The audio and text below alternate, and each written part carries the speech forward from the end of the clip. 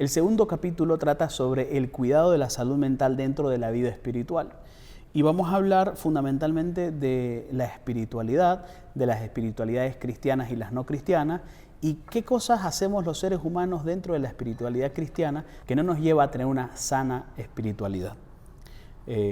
Vamos a arrancar un poco con esta pregunta. Ustedes que son teólogos, me gustaría preguntarles si esta dimensión del ser humano, la dimensión espiritual del ser humano, cuál es su fin, cuál es su propósito, cuál es su importancia, en qué contextos el ser humano pues, acude a esta dimensión propia de su vida. Ya hemos hablado en el capítulo anterior de cómo el sufrimiento nos lleva a esta área, en el entendido de que el sufrimiento nos hace acercarnos a lo que nuestra voluntad ya no puede, y cuando la voluntad ya no alcanza, cuando la voluntad ya no puede, se acerca a otra fuerza superior que es considerada pues Dios mismo, ¿no? ¿Cuál es un poco el concepto del criterio de el área espiritual y esa búsqueda del ser humano por lo trascendente? Bueno, lo que decías, la espiritualidad toma siempre más vigor frente a las preguntas existenciales. ¿Quién soy? ¿Para qué nací? ¿Qué hago en este mundo? ¿Cuál es mi propósito, mi misión en la vida? Son preguntas espirituales, además, que hacen referencia a una partecita chiquitita, pero la clave de la razón humana, que nos diferencia con todos los otros seres vivos de este planeta. Porque la inteligencia humana no es solamente la inteligencia que te lleva a resolver problemas, por ejemplo, ligados a la ciencia. La ciencia busca avanzar en resolver distintos tipos de problemas y en entender cómo funcionan las cosas. Pero a ver, los ratoncitos de laboratorio también resuelven problemas. Los perros, ¿no? A ver, el otro día veía un perro que con el olfato, solamente por personas que soplaban tubos de ensayo, el perro detectaba cuál persona tenía tuberculosis, solamente oliendo los soplos que hacían en los tubos de ensayo, ¿no? Además de todo el tema relacionado con detección de bombas, de drogas, una cantidad de cosas que los animales resuelven. Es la inteligencia animal, ¿no? Pero la inteligencia humana tiene un componente diferente, porque la inteligencia humana no solo hace eso y más, pero además llega a estas preguntas. Ningún animal se va a preguntar, ¿quién soy en este mundo? ¿Para qué estoy? La parte filosófica y que liga con la parte de la trascendencia, hacia dónde voy, es única en el ser humano, y por eso ahí cobra una particular relevancia todo el tema espiritual. La muerte, el sufrimiento que ya estuvimos hablando, nos van a empujar hacia la espiritualidad, ¿no? La trascendencia, el más allá. Todo eso nos lleva y nos empuja hacia la espiritualidad. Y si quieres, podríamos apelar en nuestra iglesia a uno de los referentes de espiritualidad, que es San Juan de la Cruz, por ejemplo, o Santa Teresa de Ávila, estos carmelitas que han desarrollado la espiritualidad grandemente, como entendida la espiritualidad como una transformación total, poco a poco, pero que llega a ser total, hacia la unión final con Dios. El concepto de espiritualidad como esta transformación continua de todo lo humano. Todo lo humano se va transformando a su perfecto fin, que es la unión final con Dios. Y creo que, entendido así la espiritualidad, obviamente nos habla que no es solo un medio para sentirme bien, sino que puede llevarme hacia el fin último de mi existencia, ¿no? Padre, ¿la gente tiene sed de Dios? Aunque no se dé cuenta, aunque no hable de Dios como aquello que está buscando, aquello que le pasa. Desde la fe, el ser humano ha sido creado por amor, dice San Agustín, y nunca va a estar tranquilo hasta que no vuelva ese amor. Desde los estudios que no van con la fe, que van con la ciencia, habla de que el hombre, aunque nunca haya escuchado de Dios, tiene una necesidad de levantar las manos a algo que lo sobrepasa. Así que el hombre necesita algo que sea superior, alguien que sea superior. Nosotros como cristianos católicos sabemos que el hombre tiene sed de Dios, sed y hambre de Dios. Pero dentro de las espiritualidades y en esta búsqueda de Dios, también a lo largo de la historia de la humanidad fueron apareciendo espiritualidades no cristianas necesariamente. Y yo diría que en los últimos años muchas de ellas han venido de Oriente a Occidente, o se han occidentalizado, por así decirlo, ¿no? También con el fenómeno de la globalización, de la migración, de la emigración, también han habido elementos de mayor sincretismo religioso, si se quiere. ¿Qué opinión tienen ustedes al respecto de lo que va pasando al día de hoy en nuestra sociedad occidental sobre las espiritualidades cristianas y las no cristianas? Y digamos, ¿en qué se diferencian cada una de ellas respecto de la espiritualidad cristiana propiamente? Bueno, esta forma que están llegando, pues son formas, eso nosotros tenemos que entender, formas, porque el fondo o el fin no es el mismo. Estas formas que van llegando es por esta búsqueda de satisfacción inmediata. Y hablamos del sufrimiento, a la gente no le gusta el sufrimiento, la gente quiere solución rápida, satisfacción rápida, placer rápido. El mundo te vende placer rápido.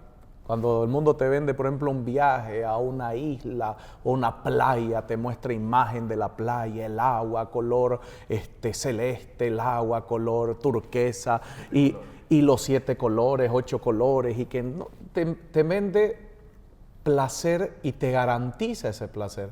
Pero a la hora de la verdad nos damos cuenta de que armar una maleta es complicado.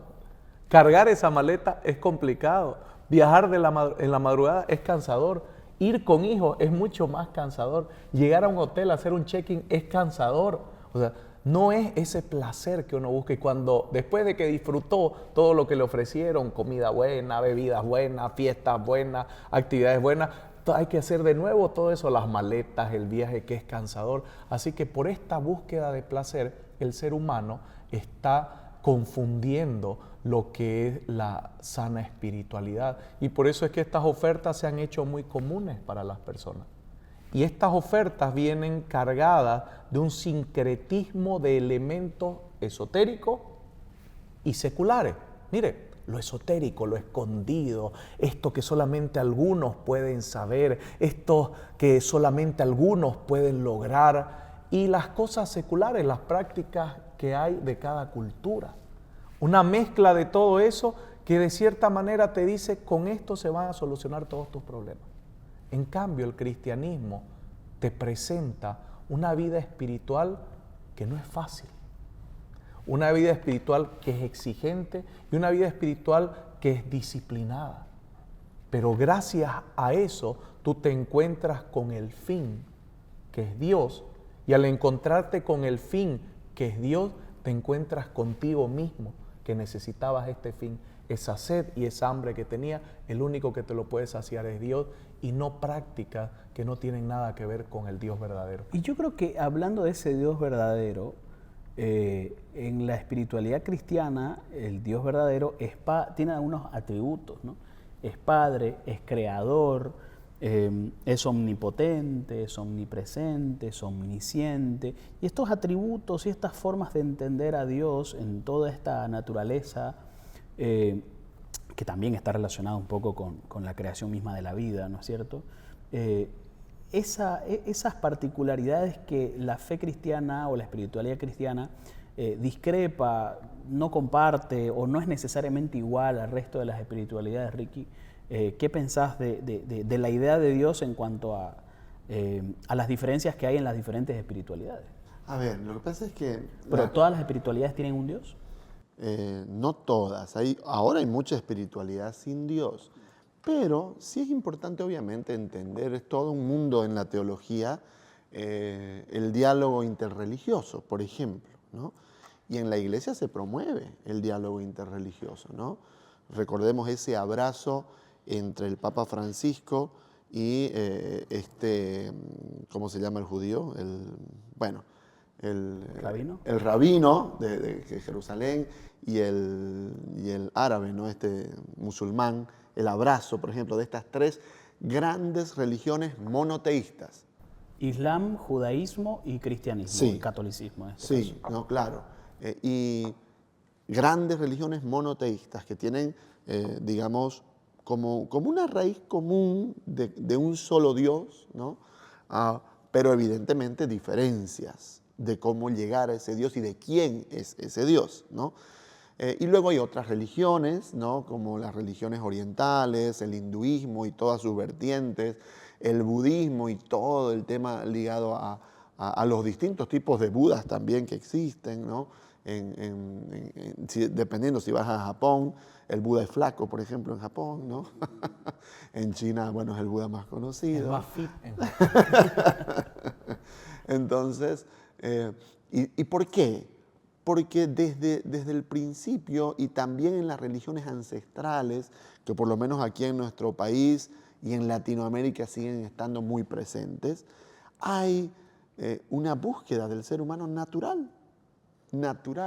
Pero ahí es la diferencia, si querés. Una cosa es que el ser humano, desde que es ser humano, ha buscado lo sobrenatural, ¿no? Esto que decía el Fray, de ese otro distinto de mí, el totalmente otro, diría un gran teólogo protestante. Y todo interesante, todo bien con el diálogo interreligioso, cosas muy interesantes de todas estas, ¿no? A mí me ha gustado mucho, por ejemplo, del Islam el concepto de guerra santa, bien entendido, ¿no? Bien entendido, pues la guerra santa es la guerra que haces con vos mismo, contra vos mismo, en tu propio proceso hacia Dios. Pero conceptos interesantes, ok, que podemos hablarlos y qué sé yo, todos estos conceptos que vos decís de la omnisciencia, de la omnipotencia, se parece mucho al ser de Parménides, por ejemplo, ¿no? El concepto del ser, qué sé yo, de los filósofos. Pero hay algo que rompe con todo eso, y es la persona de Jesucristo, ¿no? La persona de Jesucristo, por eso nosotros hablamos de la revelación de Dios. O sea, una cosa es que el ser humano haya tenido hambre, sed, necesidad, y otra cosa es que Dios se reveló. Iniciativa de Dios, revelarse y mostrarse. Y por eso es que hay el antes y después de Cristo en la historia, no solo como un tema, digamos, de fechas, sino de que la persona de Jesucristo es singularísima, absolutamente singular, diferente. Un gran obispo norteamericano, Bishop Barron, Robert Barron, habla mucho de esto, ¿no? De que la diferencia es la persona de Jesucristo. No es este hombre que te lleva a ser mejor persona, una persona que seas mejor, que seas bueno, que logres compartir con otros y estar tranquilo y feliz con los demás. No, es una persona singular, diferente, distinta, rompe con todo. Y me gustó una vez que él dijo, y cuando uno lee sobre Jesucristo, uno puede tener dos opiniones. O este hombre está loco, ¿no? Como muchos psicóticos que se ha creído Jesucristo también después. O está loco o es Dios. En ningún otro espacio religioso uno va a escuchar sentencias como las que hace Jesucristo sobre sí mismo y sobre lo que Él viene a dar. Yo soy el camino, la verdad y la vida. Yo soy el que soy, el Dios, ¿no? Y esta revelación de quién es Dios hace singular la fe cristiana, distinta la fe cristiana. No quiero yo meterme a decir que es superior y sentirnos, pero lo cierto es que, claro, en el estudio de las religiones realmente hay una diferencia total cuando aparece la persona de Jesucristo. Y qué bueno que ese diálogo interreligioso se dé en el pleno conocimiento de cuáles son las diferencias entre cada una de ellas, pero también cuáles son las similitudes entre cada una de ellas, y que se dé de una forma, primero que se hace institucionalmente. Sí. Entiendo que no son las personas simplemente las que en su juicio o según sus criterios ejercen este diálogo interreligioso. Entiendo que son las instituciones quienes hacen este diálogo interreligioso como corresponde, pero donde creo que puede haber un manejo distinto, y hay un manejo distinto, y quizás la espiritualidad cristiana tiene un abordaje distinto, es ante las prácticas espirituales, que no necesariamente ante las religiones o espiritualidades propiamente dichas en el sentido formal de la palabra, sino en prácticas espirituales que incluso pueden venir de otro tipo de espiritualidades no cristianas, pero que no llegan a Occidente con todo el paquete completo. Vienen con ejercicios, mantras, prácticas, vivencias, retiros, posturas, fórmulas. Y quisiera preguntarle, Padre, ¿se hace un diálogo interreligioso con eso también? ¿O ahí ya no llega el diálogo interreligioso necesariamente? Ahí ya tiene que haber un proceso de discernimiento. Ahí hay un respeto, no hay un diálogo porque no se habla el mismo idioma. Para que haya un diálogo hay que hablar el mismo idioma. Y ahí no se habla el mismo idioma porque se respeta a cada persona su creencia, porque el ser humano es libre. Pero para que haya una espiritualidad verdaderamente cristiana católica, con una práctica cristianamente católica en el sentido de una sana espiritualidad, son totalmente distintos. ¿Por qué? Como decía Ricky, la visión de Dios es totalmente distinta. La visión de Dios para todas estas prácticas orientales es una energía, es impersonal, es una fuerza cósmica. En cambio, para el cristianismo es un ser personal trascendente. Desde ahí rompe con distintas prácticas religiosas o mantras o cualquier tipo de forma totalmente de la visión al Dios que nosotros tenemos. Luego, la visión de Cristo. Cristo lo ven como un maestro iluminado, como un ser cósmico, como un guía espiritual. Hasta por último lo ven como un Che Guevara revolucionario. Ahora lo ven como terapeutas, ustedes que trabajan en la parte de terapia. Hasta a veces lo ponen a Jesucristo. Sí, Él es el gran terapeuta. No, Él no es el gran terapeuta. Para el cristianismo, Cristo es el Hijo de Dios, hecho hombre y único Salvador. Y aquí rompemos un poco más, no el diálogo, no la unidad, pero sí la práctica de fe por el conocimiento de Cristo, ya que el Dios verdadero solo se lo puede conocer por medio de Jesucristo. Ahí los musulmanes no van a aceptar eso, ni los judíos tampoco van a aceptar eso. Y por último, el ser humano. El ser humano, para todas estas prácticas orientales, nosotros vemos que busca la divinización. O sea, él quiere ser Dios. Y dentro de nuestra tradición, sabemos que el primero en querer ser Dios fue Satanás. No aceptaba ser criatura de Dios. Así que en las prácticas orientales, el ser humano busca divinizarse, divinización en el sentido de que quiere ser Dios. Tiene una conciencia crística a través de sus propios esfuerzos y de sus propias prácticas. Nosotros dejamos que Dios nos perfeccione, pero por su gracia. Y pareciera que la gente al día de hoy, por lo menos en este momento de la sociedad, le generó cierta aversión a la religión cristiana, pero por alguna razón cierta apertura a las religiones no cristianas, ¿no? Yo recuerdo aquella vez en que una paciente mía me preguntó sobre algún terapeuta de pareja. Y yo le sugerí a Ricky, ¿no?, que es mi mayor referencia en temas de terapia de pareja. Y ella me dijo, te cuento que vi su perfil, sus redes, y me pareció muy religioso. Bueno, dije, no pasa nada. La cuestión fue que al cabo de unas 2 o 3 sesiones después se me vino a la mente ese recuerdo y le pregunté, oye, ¿y qué hiciste con terapeuta de pareja? ¿Buscaste terapeuta de pareja? Sí, te digo, pero te cuento que me dio mala suerte. ¿Por qué? Porque fui a una terapeuta que no estuvo tan mala la sesión, pero que al final nos preguntó a los dos, díganme cuál es su fecha de cumpleaños para que la siguiente sesión yo les consulte a los números y les diga qué es lo que me dijeron de ustedes. Claro, interesante cómo estas prácticas espirituales incluso han entrado en la psicoterapia, en la psicología, y la persona era psicóloga, ¿no? Pero es fácil rechazar los aspectos religiosos que vienen de espiritualidades cristianas, como el catolicismo, por ejemplo, pero qué interesante que exista cierta apertura a este tipo de prácticas espirituales y que la gente no los considere malas, porque en realidad no parece que me están adoctrinando. La pregunta es, ¿será que se queda ahí? ¿Son realmente inofensivas, Ricky? ¿Qué pensás sobre esto? Para una persona que se dice ser católica y empieza a acercarse a prácticas de este tipo. El otro día, conversábamos con el fray de que la gente a veces toma ciertas prácticas o, por ejemplo, algunos católicos en medio de la dificultad asisten a unas iglesias que no son católicas, ¿no? Que les hace bien y utilizan la palabra y entonces me convertí, me fui a, cambié de iglesia, religión, lo que sea, ¿no? Pero lo más seguro no es que hay una conversión o un cambio, sino que por primera vez están descubriendo lo que significa ser propiamente religiosos o espirituales dentro de una fe. Es decir, que hay un gran desconocimiento de la espiritualidad católica, un gran desconocimiento de la fe católica, de Jesucristo como tal.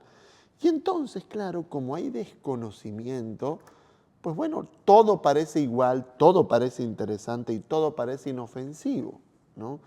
Y No le ahí, hago daño a nadie, claro, esto me ayuda a mí, esto me ayuda a estar bien, me relaja, no voy a ningún templo budista, es como no tengo las prácticas propias del Islam ni del judaísmo, pero estos ejercicios, estos mantras, estos mandalas, me ayudan, me relajan, me hacen bien. Hay una ética detrás de eso, sobre todo para quien se dice ser católico. Hay una deformación de la ética y hay una deformación de la moral. ¿Por qué? Mire, de nuevo volvemos al no yo que hablamos, la destrucción del ser, porque es puro egoísmo. A ver, haz lo que te dé la gana, como te dé la gana, mientras te sientas bien. Esto es un peligro tremendo. Mire, haz lo que te dé la gana, como te dé la gana, mientras te sientas bien. Un ejemplo sencillo. ¿El drogadicto se siente bien cuando se droga? Claro. Pero yo no me voy a drogar porque el drogadicto me dice que se siente bien. Yo tengo normas morales y tengo también la parte ética que sé que eso produce un daño terrible a la humanidad y fuera de eso, al yo consumirlo por buscar solamente mi placer, estoy causando daño porque promuevo ese vicio a otras personas. Y es lo que está sucediendo en la sociedad ahorita. Haz lo que te dé la gana, como te dé la gana, mientras te sientas bien. A mí me gusta esta frase: no todo lo que me hace sentir bien, me hace bien. O sea, no todo lo que me hace sentir, escuche bien, sentir. La gente ahorita está buscando mucho el sentir. La verdad. Y ahí está un peligro porque estamos poniendo una ley de que todo lo que tú sientas ya es tu ley. Imagínese imponer eso a tu hijo. Imagínese imponer eso a tus amigos. Imagínese imponer eso a la sociedad. Todo lo que te haga sentir bien, hazlo. Imagínese un psicópata que le gusta descuartizar gente y está escuchando esa frase. Mientras te sientas bien, hazlo. El psicópata, ¿qué va a hacer? Va a ir a descuartizar y va a decir: gracias por esa frase, ahora me siento bien. Y le hace una ley de su vida y ahora con libertad total. Ya no tiene que esconderse para descuartizar a alguien. Al día de hoy, las terapias más modernas o de tercera ola, como se llamen, hablan mucho de los valores de la persona.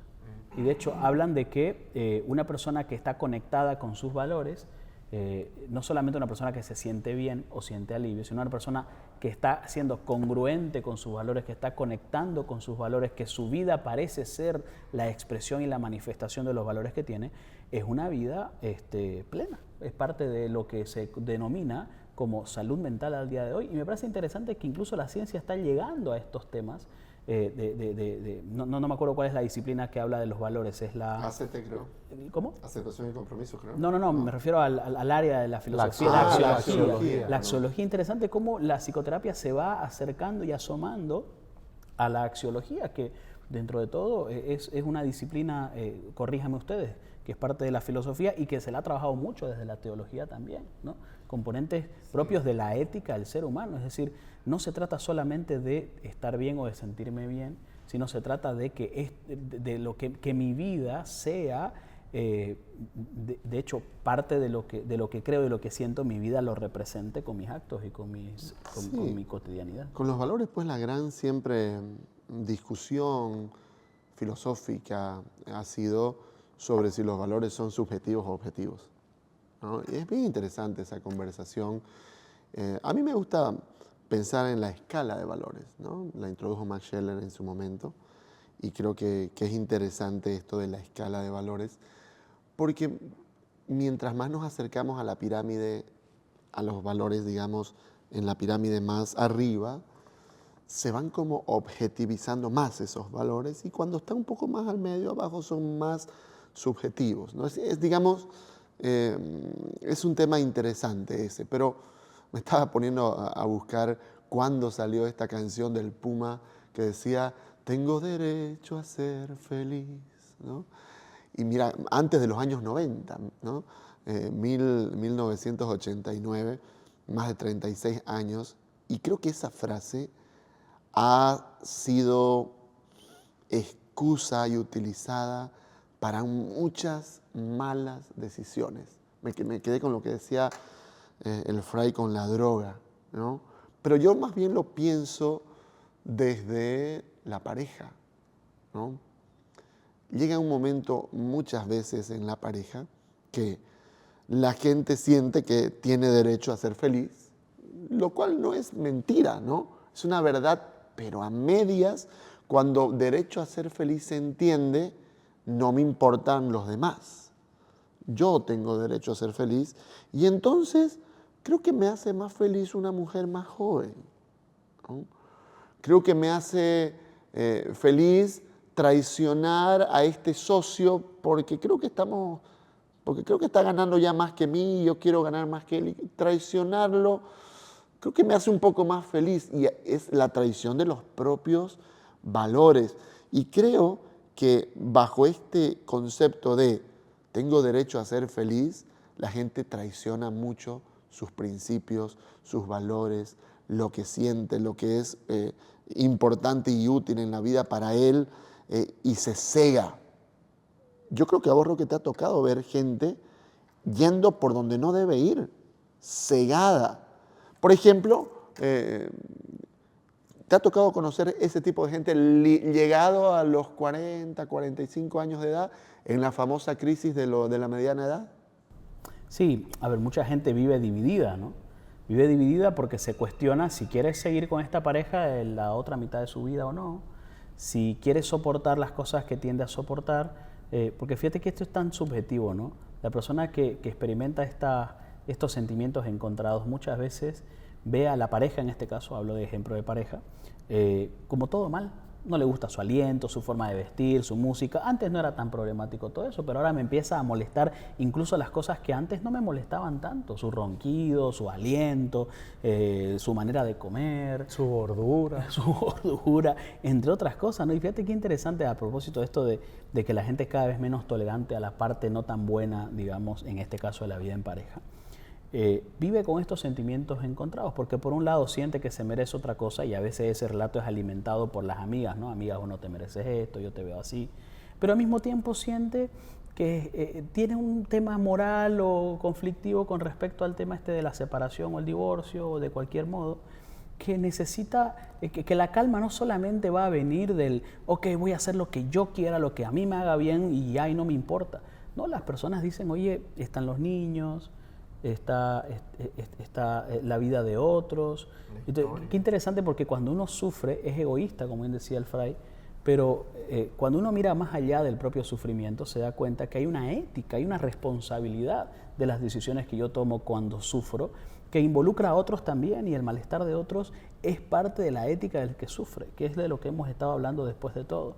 Por lo tanto, yo diría que si las personas se acercan a diferentes prácticas espirituales sin entender un poco la profundidad de eso, creyendo que pueden ser inofensivas, a pesar de que su fe cristiana desean vivirla con intensidad, con coherencia, poco a poco yo siento o percibo, no sé qué piensan ustedes, que voy cada vez frecuentando menos espiritualidad católica y más este otro tipo de cosas, ¿no? Al principio parece inofensivo, siento que no estoy faltándole a nadie, pero en el paso del tiempo es como que se me quitan más las ganas de ir a misa, se me quitan más las ganas de vivir en comunidad, se me quitan más este otro tipo de cosas y ya cuando acuerdo estoy distante y no me di cuenta en qué momento pasó. Creo que así termina pasando todo esto. Como los que se meten en las logias, ¿no? Que en la mayoría de las logias le dicen, no, aquí todos creemos y más bien Dios es importante. Pero luego en la práctica, justamente en la práctica, empiezan a mirar y ninguno vive realmente bien su fe, ¿no? O sea, es eso. Entonces, ¿qué pasa? Pasa de que poco a poco empiezo en las prácticas y termino distanciándome de lo mío. Recién escuchaba una enseñanza de Fray Nelson Medina sobre este tema de hasta dónde, ¿no? Hasta dónde se me permite hacer esto, ¿no? Hasta dónde. Y él ponía el ejemplo de una esposa que le decía a su esposo, escúcheme, tengo ganas de hablar con el vecino, ¿ya? ¿Le parece bien a usted que yo lo llame al vecino? Bueno, si tenés que hablar con él, ok, lo puedo llamar. Pero tengo ganas de llamarlo en la mañana y también en la tarde. ¿Puedo llamarlo en la mañana y en la tarde también? Bueno, de repente, si tenés que llamarlo en la tarde también, ya no sé para qué tanto, pero bueno, ya. Y antecitos de dormirme, por ejemplo, yo estoy ya por dormirme, ¿lo puedo llamar ese ratito para hablar con él? Y claro, ¿qué es lo que va a empezar a sentir este esposo? Bueno, pero ¿por qué necesitas tanto hablar con el otro, no? Entonces, y él mencionaba eso, que muchas veces quien está buscando el límite es porque de alguna manera en realidad tiene que estar preguntándose sobre su propia fidelidad, ¿no? Padre, no sé si estás de acuerdo conmigo, pero cuando las personas, buena parte de estas prácticas, cuando entran a Occidente, Occidente es fundamentalmente cristiano, sea evangélico, católico, fundamentalmente. Cuando entran a Occidente empiezan a usar palabras muy familiares al cristianismo, como la palabra meditación, por ejemplo, ¿no? Como la palabra plenitud o las palabras virtudes. La filosofía estoica, por ejemplo, que está muy de moda el día de hoy, usa mucho el concepto de la virtud y la persona virtuosa, que digamos que pareciera que es lo mismo, ¿no? Y la persona que lo lee y en principio no encuentra grandes diferencias porque no te están hablando de algo tan ajeno a tu léxico, a tu educación cristiana, ¿no? ¿Usted cree que esto es como a propósito? ¿Es parte un poco de la manera de cómo se va entrando un poco a estos otros escenarios? ¿Cuál es tu lectura de esto? Si usted se agarra de todas estas cosas, usted va a ver que todas se quedan dentro de lo que ha sido creado, de las criaturas y de la capacidad que tiene cada criatura, la capacidad que tiene el hombre. Una persona virtuosa, la virtud viene por el esfuerzo humano. Los valores son actos humanos y hasta la escala de valores es creada por las capacidades humanas. Todas estas nos van engañando y nos van llevando a una situación donde el hombre se diviniza. Y ese es el peor error que comete el hombre. Porque así como el hombre se diviniza y pone los términos en su vida, también los puede corromper esos términos, porque el hombre es la ley del hombre. Es ahí donde se rompe la relación con Dios. El que no tiene una sana relación con Dios se va a relacionar con las cosas que el hombre puede. Y es por eso que esto llama la atención, el estoicismo, la gran capacidad que tiene el hombre para una pasividad tal, donde ya nada lo puede molestar. Esto es un peligro tremendo, mire, padre, yo estoy muy agarrado al estoicismo y esto me ha ayudado en mi catolicismo. Yo a veces, de verdad, mi cabeza es muy gráfica, yo digo, ¿cómo? ¿Cómo el estoicismo te va a hacer un hombre entregado a Cristo? Si es totalmente contrario a lo que Cristo hizo.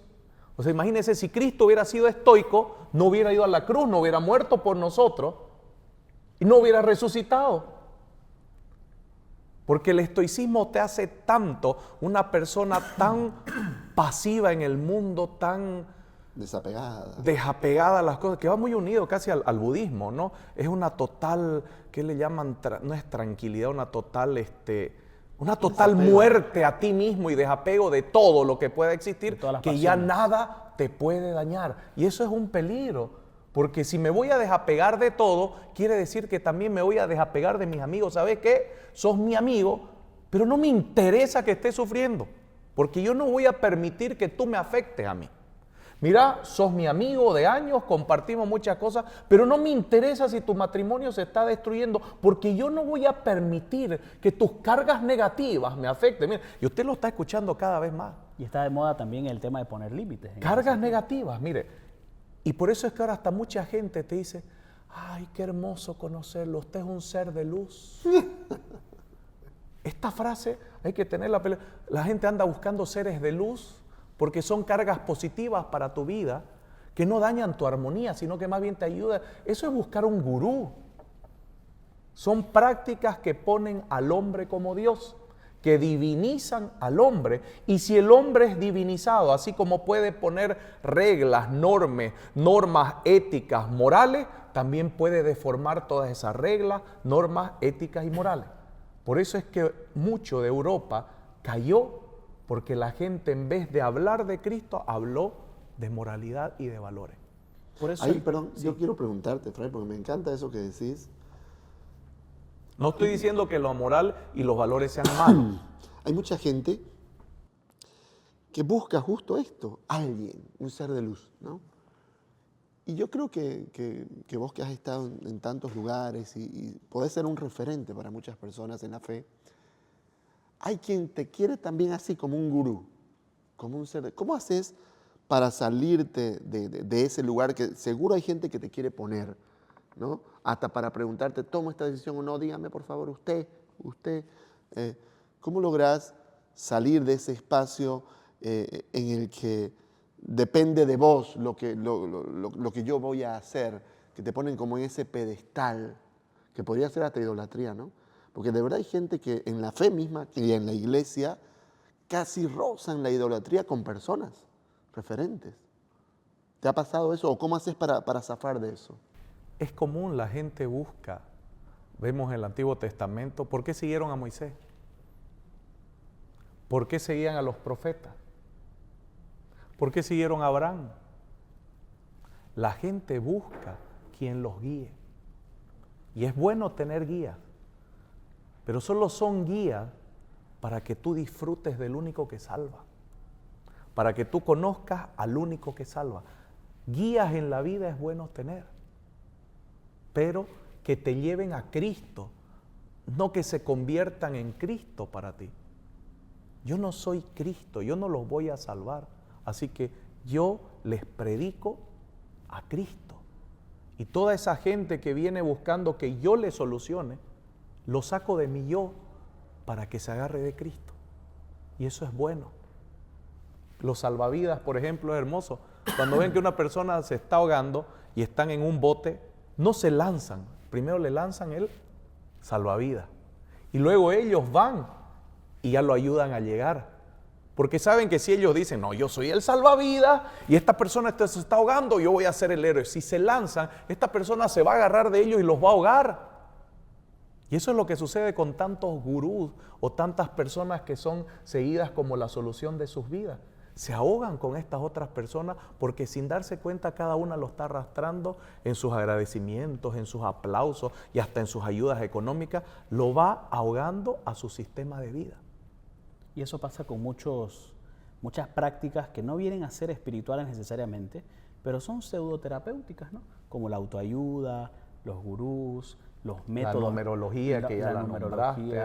Las constelaciones familiares, entre otras prácticas que distan de ser terapéuticas, pero carecen de la validez, ¿no? ¿Cuántos consteladores familiares, por ejemplo, no tienen formación en salud mental? Y sacan a la conciencia cosas que la gente pues padece, por ejemplo, recuerdos, reviven traumas, entre otras cosas, pero después son irresponsables porque no saben qué hacer con eso. Esto hay que aclarar porque mucha gente se va a molestar cuando hablemos de esto. Y mucha gente va a decir, yo me sentí bien con eso. Volvamos a la frase que les dije. Que te sientas bien no quiere decir que sea bueno para tu vida. Porque a veces ese sentirse bien tiene que ver con una sensación de descarga, de catarsis, de botar, una sensación como de desahogo, ¿no? Pero... Y a la hora de la verdad, todas estas prácticas cumplen el porcentaje que Lamper decía.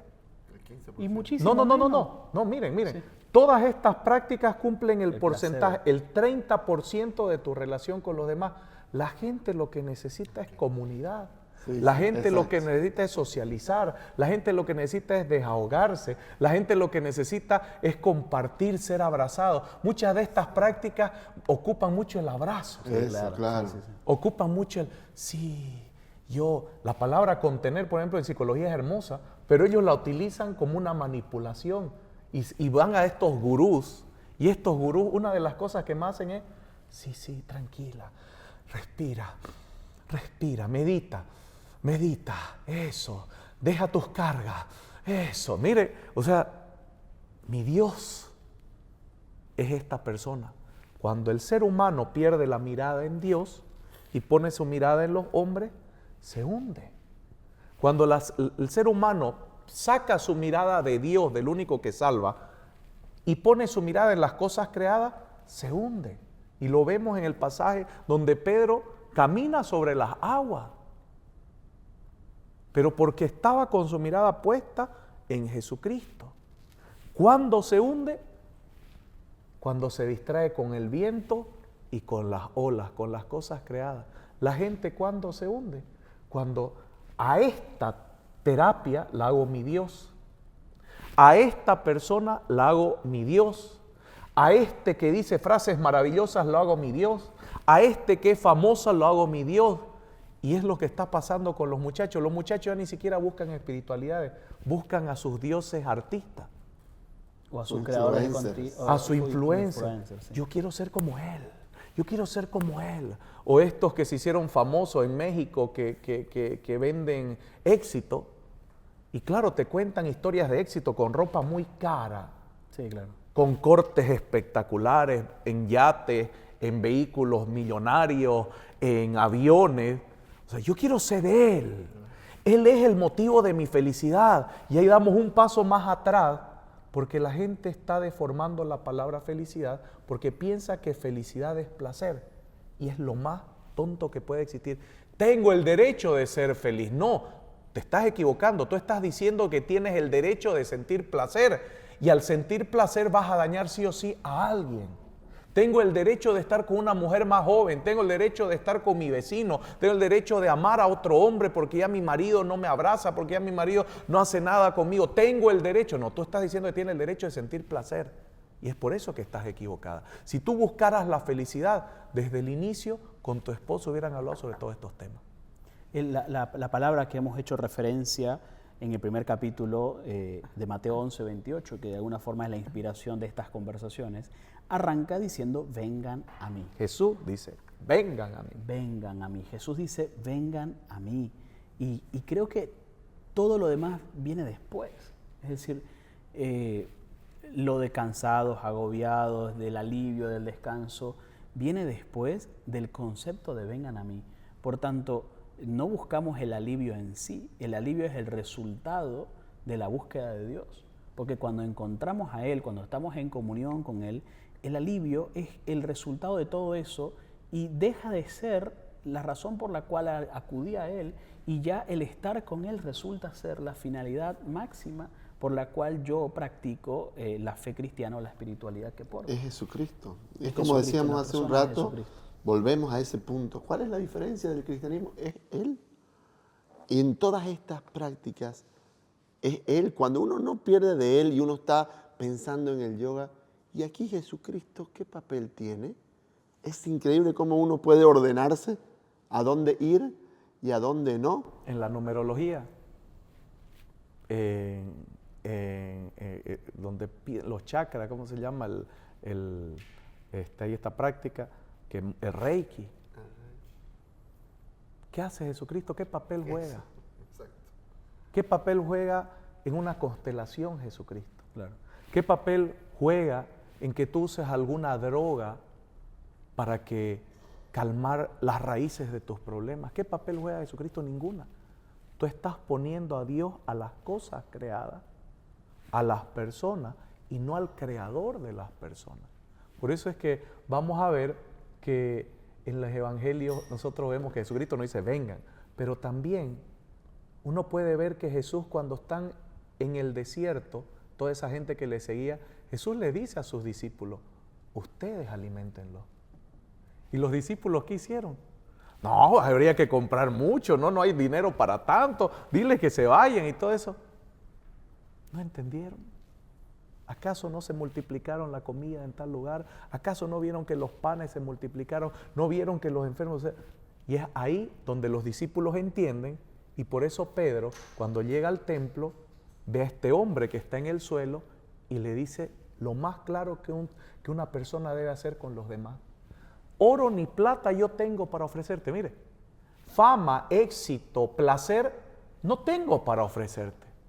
Pero sí te doy lo que tengo, lo que me hace ser un hombre firme, lo que me hace ser una persona fuerte, lo que me hace ser una persona de esperanza, lo que me hace ser una persona sana, lo que me hace ser una persona feliz, una persona que encontró la verdadera felicidad. Eso te doy a Jesucristo. En el nombre de Jesucristo, ponte de pie. Esto es precioso. Es totalmente contrario a lo que estamos viviendo algo. Veo un influencer que es famoso, yo quiero eso. No, esto yo no te voy a dar. Esto yo no lo tengo. Por más que valor tenga el oro y la plata, tienen valor. Yo tengo algo mucho mayor que esto. Eso. Es Jesucristo.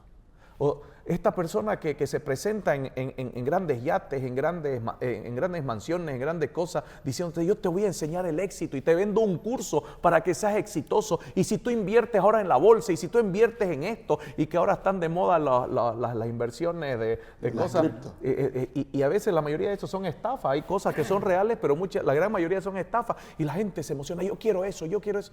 Mire lo que le dice Pedro al que estaba postrado en el suelo. Oro ni plata yo tengo algo mejor que eso. Tengo a alguien mejor que eso. Jesucristo. Y ahí, perdón, quiero decir, solo complementar, en el mismo Cristo, cuando habla con el joven rico, es lo mismo, ¿no?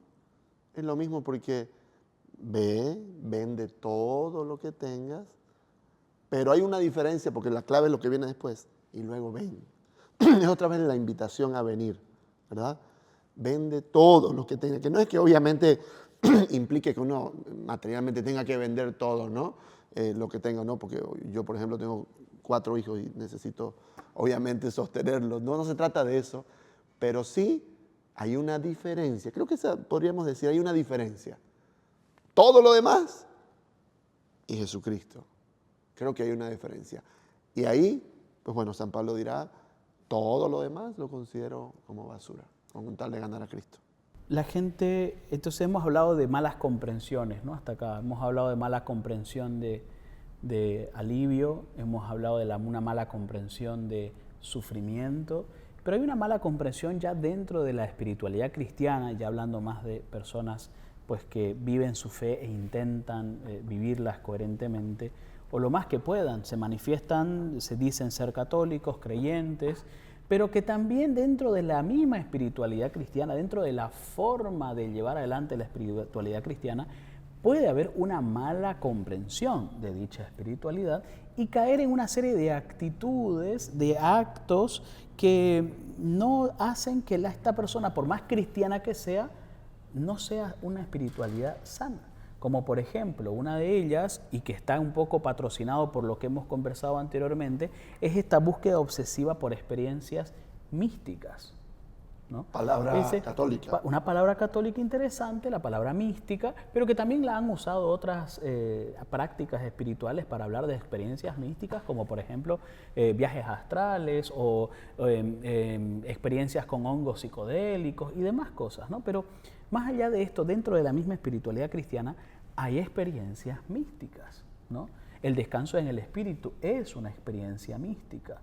O San Francisco, los estigmas, entre otras cosas, entre otras vivencias, ¿no? Yo digo, hay gente que busca obsesivamente esas experiencias místicas, que son señales que acompañan la fe, el camino de seguimiento de Jesucristo, pero que en algún rato se desvían un poco del propósito. ¿Qué piensan de eso? Ahí dentro de la iglesia, esta deformación ya no es tanto buscar en otras espiritualidades el ser Dios. Ahora ellos quieren ser Dios dentro de la iglesia. Mire, esto es hermoso. Sí. Hemos hablado de fuera de la iglesia, de gente que no es muy comprometida con la iglesia o hasta gente que no cree en las cosas de la fe. Ahora, dentro de la iglesia, esta gente obsesiva por estas experiencias quiere ser Dios. O ser el vocero de Dios. El iluminado. El iluminado. Y mire, yo por ejemplo me encontré en una ciudad donde viví mucho tiempo, gente que creaba situaciones místicas para que los demás lo sigan. Yo me encontré con una experiencia muy fuerte que engañaron a mucha gente, hasta incluso económicamente, donde crearon toda una historia de una persona que recibía estigmas y una persona que hablaba con Dios.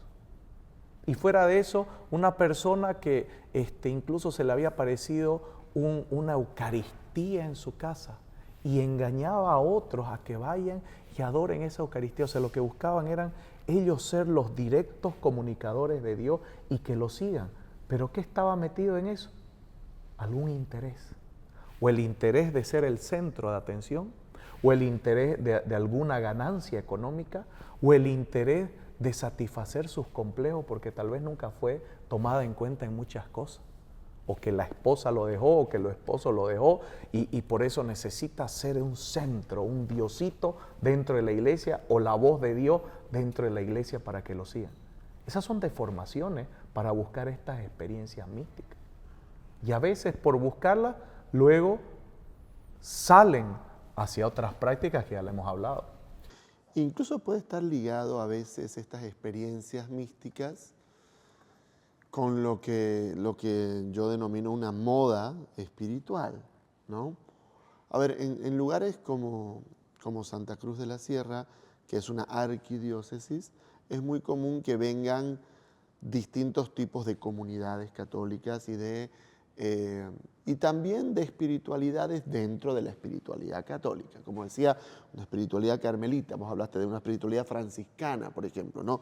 O dominica, como Fray Rafael, que es dominico, o carismática, o mariana, lo que sea, ¿no? Y hay personas que buscan eso y en todo, ¿no? Es la necesidad del sentir. Entonces es como que, Miechi, me prohibieron el yoga, me prohibieron, qué sé yo, la numerología, que me parecía interesante. Bueno, ahora voy a tener nomás que meterme más en cuando haya la liberación, ahí voy a estar, con quienes hacen la liberación. Cuando se tenga que, qué sé yo, buscar un retiro específicamente de algo, ahí en ese quiero estar también yo. ¿No has hecho la consagración? Las consagraciones, ahora apareció una nueva, que es mejor, una más poderosa. O también de lo que se llaman los sacramentales, ¿no? Y ahora ya voy a ir a buscar, porque allá está la sal, que es la más poderosa, es la sal que viene de no sé dónde, ¿no? Y que también, bueno, Sal del Himalaya ahora es más poderosa que las otras sales. Y cuando oran por la sal del Himalaya es mucho más poderosa porque viene de lugares energéticos. Claro. O sea, una mezcla de moda. Es dentro de la iglesia, pero se parece mucho al otro, ¿no?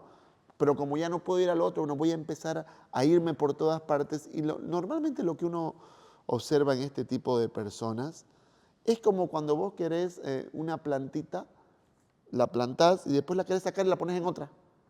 Y de un tiempito la pones en otra. Lo normal es que no va a crecer.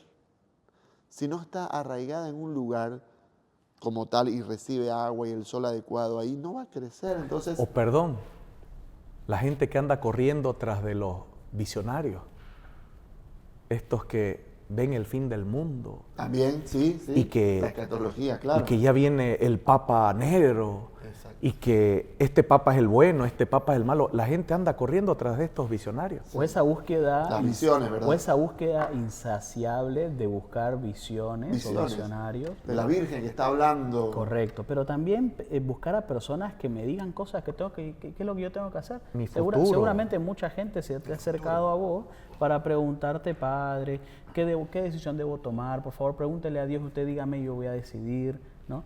Situaciones así que después vos ves que vos no fuiste el único al que le preguntó lo mismo. Le ha preguntado a 4 o 5 otras personas más a las que considera referentes espirituales para que le digan lo mismo, ¿no? Y yo me pregunto, ¿dónde queda el libre albedrío y la capacidad para tomar decisiones, la voluntad humana? Es el pensamiento mágico. El pensamiento mágico. Es lo mismo, pero dentro de la iglesia. Fuera de la iglesia sería ir a buscar al brujo, al chamán, al que le saca la suerte, al que le lee la mano. bueno, en vez de hacer eso porque no está bien, digamos, ¿no? Entonces voy y le pregunto a este sacerdote, a esta hermanita que ora con no sé qué, a este que tiene las visiones de la Virgen, a este retiro que es en un lugar especial, porque los lugares son los especiales, etcétera. Y bueno, ahí sí puede ser peligroso, pues, ¿no? Y se hacen moda. Exacto. Se hacen modas, de un momento a otro se hacen modas. Yo recuerdo cuando era adolescente, yo nunca en mi vida había escuchado en la misa que digan, cuando se responde, Señor mío, Dios mío. Yo siempre escuché esa frase cuando era adolescente. Y de un momento escucho que, Señor mío y Dios mío, aumenta la fe de mis hermanos, aumenta la fe de mis sobrinos, aumenta la fe de mi abuelo, y que el mundo entero, ahora ya la han aumentado cada vez más. Antes era aumenta la fe de mis hermanos, mi fe y la fe de mis hermanos. Y ahora le están aumentando la de mi sobrino, la de mi primo, la de mi perro, la del gato, la del loro, y que tenga paz el mundo entero. Cuando la frase perfecta y preciosa de la misa es Señor mío y Dios mío. Es la proclamación de fe de Tomás. Y le robamos esto que es bíblico, esto que es una proclamación de fe, un momento tan importante, aumentándole todo lo que a mí me gusta. Ese de nuevo el problema. Quiero hacer lo que a mí me guste, lo que me hace sentir bien. Y si yo me siento bien, entonces de Dios no. Estás deformando de nuevo la palabra felicidad y la palabra sufrimiento. Tú no tienes que buscar lo que te hace sentir bien. Tú tienes que buscar lo que te haga bien. Y ahí te vas a dar cuenta de que eso no te hace bien, porque cuando tú lo corriges y le dices no lo haga, no lo diga, se molestan. No buscan lo que les va a hacer bien, buscan lo que los hacen sentir bien. Pero quiero decir, una persona una vez me dijo, por ejemplo, ligado a estas espiritualidades marianas, que ella, claro, le gustaba la espiritualidad mariana y estaba con este tema de las revelaciones de la Virgen, porque sentía que la Virgen en la Biblia era muy poco, ¿no? Porque no aparece tanto como ella le gustaría ver, que haya habido más diálogos con la Virgen en la Biblia. Como en la Biblia es poquito, entonces por eso aparecen estas visiones de la Virgen, para que ya conozcamos más a la Virgen. Es lo mismo que decís vos, es no conformarse, entre comillas, conformarse con lo que Dios quiere, ¿no? Un poquito más. La frase, ¿no? Linda esta frase, ¿no? No, pero un poquito más. Esta es la oración, esta es la que hay que hacer ahora, pero yo le quiero dar un poquito más. Tiene que hacer, no puede hacerlo sentado, no, pero si lo hace parado, es un poquito más. Y si lo hace de rodillas, es un poquito más. Y si se pone arroz en las rodillas, un poquito más, ¿no? Y otra vez este tema depende de mí. Distraerse de Cristo por lo que las cosas de este mundo te ofrecen. Distraerse de Cristo por lo que las cosas de este mundo. Y se ponen de moda. En un minuto ya todo el mundo lo está haciendo. En un minuto. Y vos sentís que te perdés de algo si no lo haces, ¿no? Sentís que incluso sentís que lo que te pasa es porque no lo hiciste, ¿no? Que porque ya me habían dicho que yo tengo que hacer esa novena y si no la he hecho debe ser por eso que me ha pasado lo que me ha pasado. Quiero llegar a este último punto, a uno de los últimos puntos de este capítulo, y dentro de las malas comprensiones de la espiritualidad cristiana que derivan en acciones y en actitudes que no son coherentes con la propia espiritualidad cristiana, son los escrúpulos, ¿no?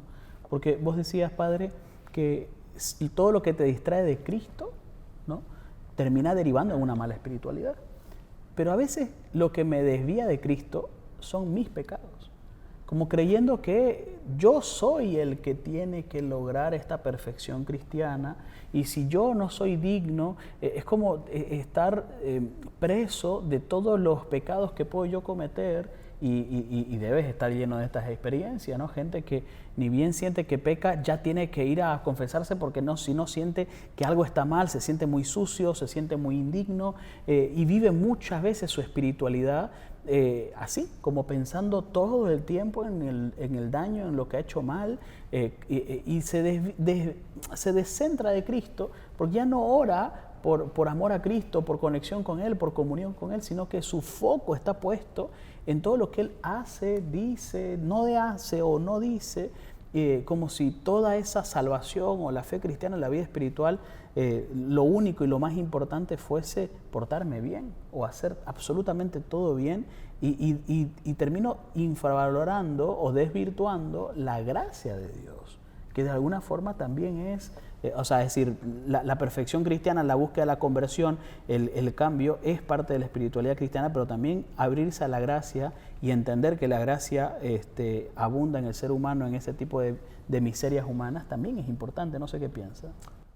Yo creo que para ir cerrando, porque ya hemos hablado bastante y es importante, vamos a tomar un poco lo que hemos hablado. Ahí el gran error es el yo egoísta. El yo egoísta me hace divinizarme y creerme que yo soy lo máximo, yo soy Dios. O me hace mirarme a mí mismo y creer que yo soy lo peor. En ambos extremos es dañino. Así que como está la divinización donde yo me creo Dios y yo soy lo máximo y lo que yo digo todo el mundo tiene que respetar y lo que yo hago es lo perfecto y lo que hacen los demás imperfecto, es un extremo del yo egoísta que hace rato les dije que se les llama el no ser. Pero también está el otro extremo, donde me miro a mí mismo y yo soy lo peor. Y la gente me dice, no, estás mal. El sacerdote te dice, no, estás mal. Y al final se da cuenta que él es también su propia palabra y es la palabra total. No, es que yo estoy mal, el sacerdote está equivocado, la madrecita está equivocada, mi familia está equivocada, soy yo que estoy mal y que soy lo peor y soy el peor pecador y que lo que hago es lo peor. Y al final es ese yo, la destrucción del ser. Dios quiere que seamos y que seamos con los otros. Amar a Dios sobre todas las cosas y a mi prójimo como a mí mismo. Mira, amar a Dios sobre todas las cosas, ya sabe, ya me sé amar a mí. Y como ya me sé amar a mí, sé amar también a mi prójimo. El yo enfermo, el yo egoísta, me lleva al extremo de divinizarme y creerme yo Dios y que yo tengo la última palabra, o me lleva a disminuirme porque yo me veo así y porque yo quiero verme así. Roque, yo creo que vos y yo, capaz incluso vos más que yo, has podido atender personas de fe con problemas mentales, con problemas psicológicos. Y esto a veces dentro de algunos ambientes muy rígidos que rozan el fanatismo, por ejemplo, invitan a pensar que todo mal humano es demoníaco o diabólico, que todo origen del mal sí o sí es espiritual, y entonces, ¿para qué vas a ir al médico? Peor, ¿para qué vas a ir al psicólogo si no tiene nada que ver? Lo tuyo es espiritual. Un poco, como digo, de rigidez, de fanatismo, quitando toda esta parte humana, ¿verdad? Que es lo que se puede atender en un espacio terapéutico, ¿no? O también como pensar que ir al psicólogo no solamente es que allá van los locos, sino que es como desconfiar de que Dios puede hacerlo. ¿Para qué vas a buscar vos una ayuda terapéutica si podés buscar a Dios? Si Dios todo lo puede y es lo más importante, ¿para qué vas a ir a buscar ayuda terapéutica? Estos son conceptos que aparecen. Entonces, yo que sé que vos has acompañado procesos terapéuticos de personas creyentes, ¿cuál es tu opinión respecto de esto? Y si una persona con una buena espiritualidad, ni siquiera con una mala, podría tener también problemas de salud mental. Sí, y además una persona con una mala comprensión de la espiritualidad hasta puede dañar con Dios.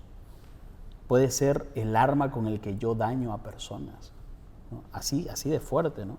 Recuerdo 2 casos. El primero, una señora a la que yo conocí con una depresión bien aguda, bien difícil, a quien se le había muerto un hijo. Algunas de las hermanas de su comunidad le preguntaron, ¿otra vez estás triste? ¿Y dónde está tu fe? ¿No? Y ella sufría muchísimo porque se sentía indigna, porque se sentía que su problema era la manifestación de una falta de fe, y decía, Roque, yo creo, yo me acerco a Dios, pero cada vez que me encuentro con ese tipo de actitudes me siento culpable de que quizás no estoy creyendo como debería. ¿Cuánto daño la gente termina haciendo? por este tipo de relatos, ¿no? Más de índole de una especie de fanatismo, donde todo se explica porque es el diablo, o porque sos de conciencia débil, o porque te faltó fe. Todo se explicaría por eso, ¿no? De hecho, la razón por la que hacemos este tipo de material es para entender que la Iglesia misma, a lo largo del avance de la ciencia, ha ido comprendiendo de que esto no se debe, de que las realidades humanas no son exclusivamente realidades espirituales o realidades de fe. Hay cosas que la ciencia debe responder y que la fe acompaña a dichas realidades de alguna forma, como la enfermedad, la muerte, el duelo, la misma enfermedad psicológica o trastorno mental. Y pienso bueno, se me viene a la mente un poquito esta primera reflexión. Y lo segundo, incluso hay papás con una espiritualidad cristiana bien sostenida, que no solamente porque fueron incoherentes, porque uno dice, ok, los hijos que ven a los papás creyendo una cosa pero que hacen otra, es verdad que dejan de creer muy fácilmente porque le creen más a los actos que a las palabras. Pero pensemos, por ejemplo, en cuántos papás dañan con actitudes religiosas. Se me viene a la mente la historia de un muchacho que siempre vivió con una mamá que le decía, Dios va a proveer, y aparecía cierto dinero, buscaba la forma y lo que fuera, ¿ves? Dios provee, le decía, ¿no? Porque cubrimos esta deuda que tenemos. Pero el chico creció y le fue diciendo, mamá, pero no tenemos esto, mamá, pero nos falta esto otro, mamá, pero no, Dios lo va a proveer. Y el muchacho veía cierta irresponsabilidad en sus papás a lo largo del tiempo, porque la idea de Dios va a proveer hacía que ellos no se muevan muchas veces para conseguir las cosas. Y el chico decía, pero nos están embargando la casa, pero esta deuda está ahí, pero este señor todo el tiempo viene, pero es peligroso, nos pide el dinero que le prestaron, ¿no? Y los papás no tenían una buena estabilidad financiera bajo la idea de que Dios va a proveer. ¿Cuántas veces? Tampoco querían trabajar, ¿no? Y tampoco querían trabajar. Y me viene a la mente la frase de San Agustín que dice, ora como si todo dependiera de Dios y trabaja como si todo dependiera de ti. Es como el equilibrio que debemos tener nosotros como cristianos en el orden de la fe. No solamente creernos que como somos hijos de Dios todo va a venir por obra de mágico, por obra y gracia del Espíritu Santo, y que solo es cuestión de echarnos para esperar a que vengan las cosas. Porque Dios no somete, o sea, Dios no cría flojos, pues no. Dios quiere que el ser humano trabaje y el trabajo es digno, y dentro de ese trabajo también la gracia se va manifestando en ciertas cosas en las que la voluntad del hombre no alcanza. Yo creo que es muy dañino esto. Gente que piensa que porque está con Dios se vacunó de todos los problemas de la vida, inmune a que me vaya a pasar algo a mí o a mi familia, salvo que estés equivocado en algo. Se parece mucho a la conversación de los amigos de Job con Job. Algo malo has tenido que hacer. No puede ser que estés sufriendo así. Revisá. Algo malo has tenido que hacer. Y la verdad es que la vida humana es frágil. Y la mente humana también es frágil. Y todos podríamos necesitar en algún momento sentarnos a conversar en algún punto. Hay sacerdotes que hacen terapia. Hay hermanas religiosas que buscan ayuda psiquiátrica. Hay personas hay un gran testimonio de un sacerdote muy conocido que atravesó la depresión, ¿verdad? Obviamente su fe le ayudó un montón, pero necesitó acompañamiento también terapéutico, médico. Y esto creo que es un punto importante, no son conceptos peleados. Buscar ayuda psicológica no es desconfiar de Dios. Y estar en Dios no es pensar que nunca voy a tener que sufrir nada. Y por eso creo que son conceptos más bien que se pueden retroalimentar mutuamente. Una de las malas comprensiones que gira en torno al tema de la espiritualidad y que pueden derivar en acciones y actitudes que no logran concretar una espiritualidad sana en una persona es la mala comprensión sobre el sufrimiento humano e incluso la pobreza. Yo quisiera preguntarles a ustedes qué piensan sobre si la voluntad de Dios es que yo sufra. Porque claro, está un poco la idea de cargar con su propia cruz, está un poco la idea de que sea su voluntad, y yo creo que muchas personas en la situación de dolor, en su momento de implorarle a Dios que le quite este dolor, también hay un espacio para, creo yo, preguntarse dentro de su conciencia de si realmente es algo, que si esto que estoy pasando realmente es algo que Dios quiere. ¿Qué piensan de eso? En la teología, por ejemplo, me pongo a pensar en los primeros años del pontificado de San Juan Pablo II. Él desarrolla todas sus catequesis durante unos 3 años y medio, sobre el amor humano, lo que luego se constituyó como la teología del cuerpo. Y en esta teología se habla de, a Jesús le preguntan si es lícito divorciarse. Y entonces firmar el acta de divorcio, y Jesús apela a una partecita que ha sido una puerta abierta para grandes reflexiones teológicas dice Jesús, en el principio no era así. Y entonces se habla del hombre original, se habla del proyecto de Dios original, y se hace toda una reflexión del Génesis, ¿no? En la teología del cuerpo también, por ejemplo, ¿no? Y en esta situación original, en este hombre original, el sufrimiento no estaba. No había, Dios no creó al hombre para que sufra. Y se nos narra que el sufrimiento ha sido a consecuencia del pecado, ¿no? La muerte y el sufrimiento como realidades que han venido por esta situación del pecado, ¿no? Entonces, en sí mismo, Dios no quiere el sufrimiento por sí mismo, si quieres, pero claramente el sufrimiento puede ser transformado, que es el sentido de la cruz. La cruz ha transformado el sufrimiento en gloria de Dios, en gracia, en entrega, en salvación finalmente, ¿verdad? Entonces, los cristianos no huimos del sufrimiento, ¿no? En la iglesia celebra a los mártires, por ejemplo, gente que se entrega. Yo admiro muchísimo a San Maximiliano Kolbe, por ejemplo, ¿no? Este hombre que en los campos de concentración cambia su lugar por un padre de familia, porque dice, yo no tengo hijos, yo puedo ir en lugar de él, y muere en lugar de esta persona, ¿no? Muy al estilo de Jesucristo. Entonces, Dios no quiere el sufrimiento en sí, pero del sufrimiento Dios puede sacar bendiciones. Del sufrimiento de la vida, del sufrimiento de la condición humana, de este mundo imperfecto en el que vivimos, donde el sufrimiento existe y es parte, a raíz del pecado, como nos va a enseñar el Génesis, Dios puede utilizar ese sufrimiento para transformarnos interiormente, que yo creo que todos hemos pasado por ahí. San Pablo mismo hace alusión al parto, el sufrimiento del parto y el nacimiento del niño luego, y cómo la mamá ya ni se acuerda del sufrimiento cuando tiene el niño en sus manos, ¿verdad? Entonces, creo que este es el sentido que hay que ir dándole al sufrimiento. No sé qué decís vos, Fray. La voluntad de Dios no es que el hombre sufra, eso tenemos que tenerlo claro. La voluntad de Dios no es que el hombre sufra, no lo creó para el sufrimiento, lo creó como parte de su amor. O sea, el amor de Dios desborda hasta el punto que da vida. Así que parte de su amor es la creación. ¿Cuál es el problema? Y es ahí donde ya tenemos que entender, porque si no la gente va a creer, no, el cristianismo es masoquista. Siempre está diciendo, acepta tu dolor, vive tu dolor. No, no es para nada masoquista, por el contrario, es una victoria en contra del masoquismo, una victoria en contra del sufrimiento en el cual nosotros creemos que no hay otro camino.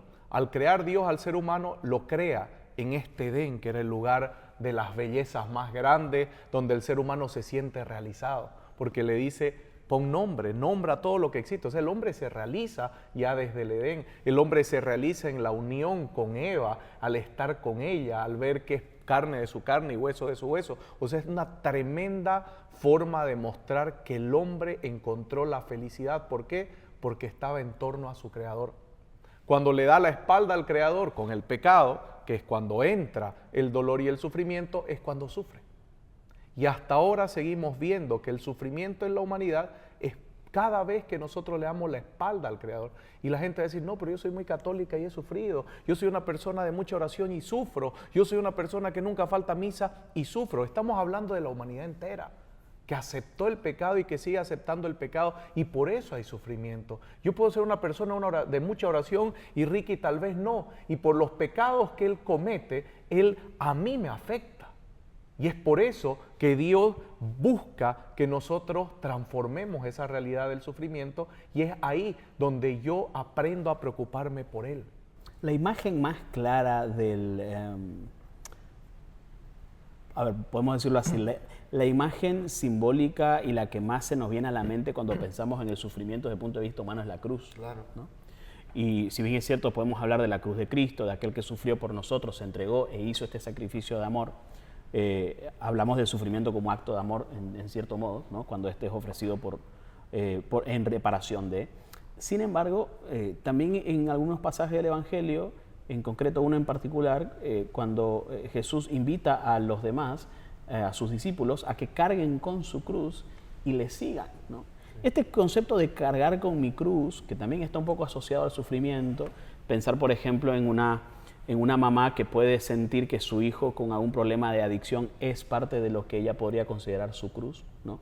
O alguien que tiene un problema, un vicio o alguna situación que no puede dejar o que le está siendo muy difícil superar. O personas que de alguna forma tuvieron o tienen que adaptarse a una condición de enfermedad que no pidieron y con la cual están lidiando al día de hoy. Muchas personas dicen, esta es mi cruz, es algo con lo que tengo que yo aprender a lidiar.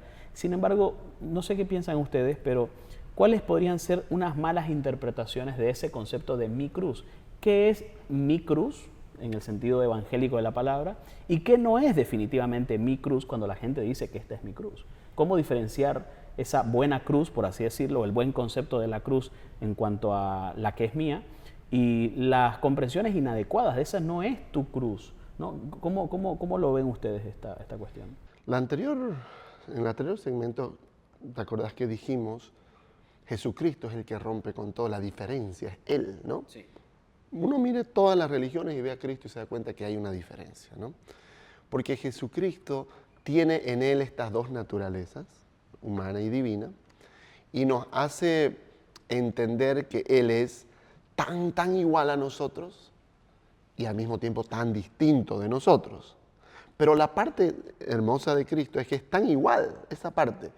Eso es muy propio, porque Jesucristo cuando abre los brazos en la cruz, abraza una realidad humana de todas las épocas y de todos los continentes y de todas las culturas, que es el sufrimiento. Entonces, en Cristo, los sufrientes del mundo y de toda raza, cultura y religión van a encontrar un consuelo. Yo recuerdo conocer de esta Santa Vaquita. ¿Conocen ustedes esta? Sí. Que era esclava, ¿verdad? Y en primer lugar le muestran a este hombre, ¿quién es este hombre que está sufriendo tanto? A ella le llama la atención el hombre que sufre. Y le dicen, él murió para que vos seas libre, y ella había tenido la experiencia de ser esclava, ¿no? Y este concepto le cambia totalmente la vida a ella, ¿no? Es desde el concepto de que este Dios sufre. No es un Dios lejano, no es un Dios que está en las alturas, sino que vino, fue como nosotros y sobre todo sufrió como nosotros.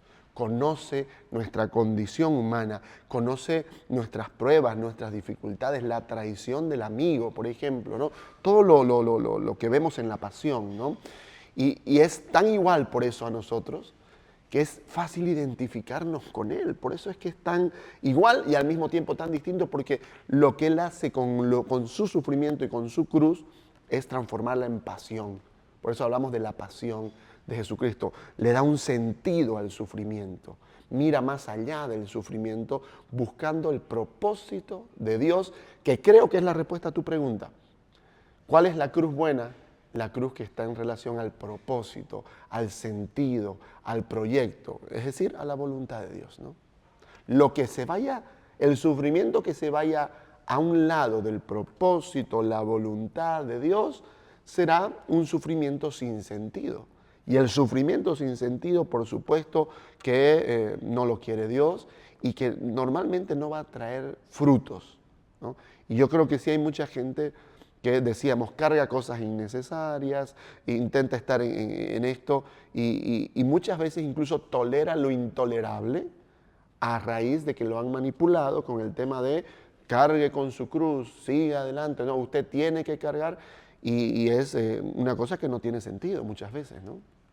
Padre, hay un concepto que se suele malinterpretar también muchas veces dentro de la vida espiritual, que es el concepto de de la autoridad, de la invulnerabilidad, es decir, de esto de ser ejemplo ante los demás, sobre todo por parte de líderes religiosos, sacerdotes, consagrados, religiosas, cuando tienen algún padecimiento, algún malestar, qué sé yo, porque no están libres de eso, ¿no? De sufrir un problema de ansiedad, de sufrir una pérdida, de encontrarse desanimados, de preguntarse si esto que está haciendo vale o no la pena, como le puede pasar a cualquier otra persona que ha desarrollado una vocación o un oficio determinado.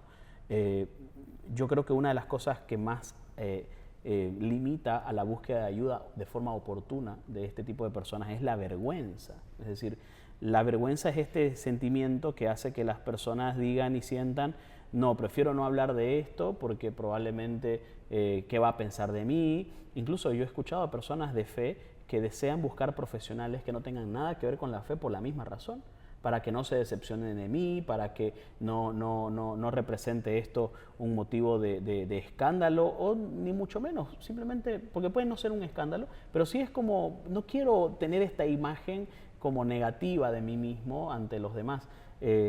¿Vos crees que estas cosas suelen pasar dentro de la iglesia, dentro de la vida de fe? ¿La vergüenza tiene un papel fundamental para que la búsqueda de ayuda no sea oportuna? Creo que va muy unido a ese mal concepto de la cruz, ya que muchos intentamos mantener cierto estándar delante de los demás, y al intentar mantener cierto estándar delante de los demás, cierta forma o imagen o presentación delante de los demás, no buscamos la ayuda. El aparentar, el fingir incluso una vida espiritual delante de los demás te hace no buscar ayuda de otros. O sea, tú ayudas a muchos, pero tú no te dejas ayudar. Y nosotros vemos que Jesucristo en la Biblia se dejó ayudar. En primer lugar, Él no hizo toda la obra. Él inicia la obra y manda a sus discípulos a que sigan con la obra. Imagínense que Jesucristo hubiera llegado y hubiera dicho: muy bien, soy el Hijo de Dios, salgan, apártense, no me molesten, yo lo puedo solo, yo lo hago solo, no quiero a Pedro, no quiero a nadie, ni se me acerquen, peor vos que cobrás impuestos, no te quiero ver, yo lo voy a hacer porque soy el Hijo de Dios. Mire, eso es grandioso. Jesucristo se deja ayudar. Y cuando va cargando con la cruz, se deja ayudar Simón de Cirene. En Getsemaní se trae: vamos a orar, vengan a orar conmigo. No han aguantado ni una hora, no me han acompañado ni siquiera una hora. O sea, eso es importante. Tratamos de mantener una imagen delante de los demás hasta el punto que rechazamos la ayuda de los demás. Y puede ser, sí es verdad, porque no quiero que me vean de otra manera, no quiero que se decepcionen de mí. Pero ahora en el mundo en el que estamos también tenemos que ver este otro lado un poco deformado, ya que también el sacerdote o la religiosa, que son como una pauta de espiritualidad por los demás, cuando habla la Biblia de no escandalizar al otro, hay que saber también a quién contarle. ¿Por qué? Porque si no vienen las excusas que muchas veces hemos escuchado: si los curas son peores que nosotros, si las monjas son peores que nosotros. Utilizan eso incluso para mal en vez de utilizar para ver: esta persona es tan humilde que viene y busca ayuda y no se cree la gran cosa, más bien está buscando ayuda en mí. O sea, hay muchos aspectos por los cuales la persona se aleja a buscar la ayuda, y es un gran error porque el mismo Jesucristo buscó ayuda. Yo creo que me pongo a pensar un poco en las personas que rodeaban a Jesús en su vida pública, ¿no? Sus discípulos, ¿no? Pecadores, gente que se equivocaba, gente impulsiva como Pedro, por ejemplo, que se mandaba uno que otro comentario, uno que otra acción impulsiva, unos arranques ahí de ego también. Y por supuesto tenemos el ejemplo más clásico que es Judas, ¿no?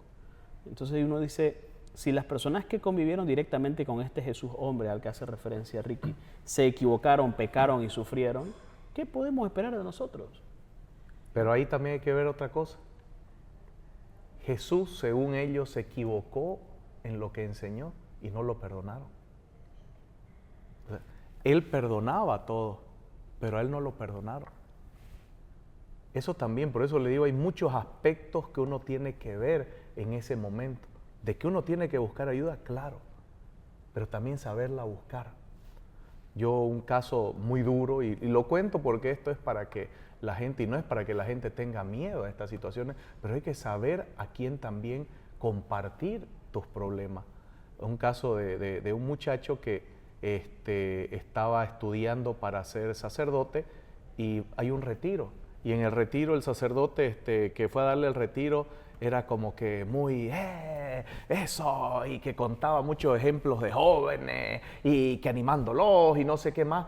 Y claro, este muchacho se sintió que era una persona que lo iba a entender y va y le cuenta que él estaba en sus años de formación, que se había enamorado pero que no quería soltar a la persona y que ya no sentía nada, pero no quería soltar a la persona y le buscó ayuda.